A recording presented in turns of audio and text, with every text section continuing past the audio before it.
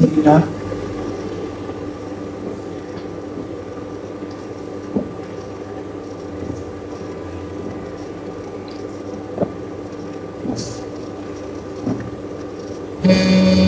এক গ্লাস ঠান্ডা পানি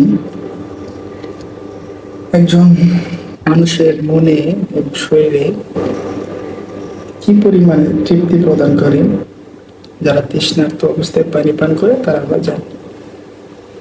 মহান আল্লাহ পাকের এক বিশেষ নিয়ামতের পানি আমরা পান করি, কিন্তু মহান আল্লাহ তাআলাকে কয়জনই বা স্মরণ করি?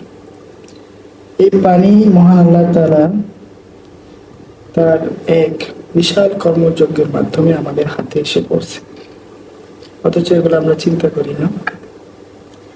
সমুদ্রের পানি বাষ্প হয়ে আকাশে উড়ে যায়, মেঘ জমা হয়। সেই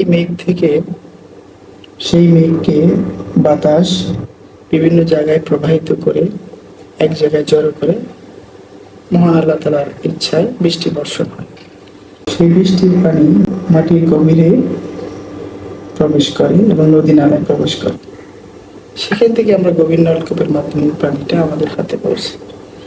মহান আল্লাহ পাকের এই কর্মযোগ্য, তার ইচ্ছায় যে আমরা পানিটা হাতে পাই, অথচ কিন্তু আমরা এই পানিটা পান করার সময় মহান আল্লাহ তাআলাকে স্মরণ করি না। বিসমিল্লাহ বলি, বাট দিল থেকে কখনো এটা অনুভব করি না যে পানিটা পাওয়ার জন্য মহান আল্লাহ পাকের কতগুলো নিয়ামত একসাথে কাজ করতেছে আমাদের জন্য। তো আমরা সবসময় ইনশাআল্লাহ আল্লাহ তাআলার নিয়ামত ভোগ করবো এবং আল্লাহ তাআলার শুকরিয়া আদায় করবো। মহান আল্লাহ পাক আমাদের সবাইকে মাফ করে দেন। আসসালামু আলাইকুম।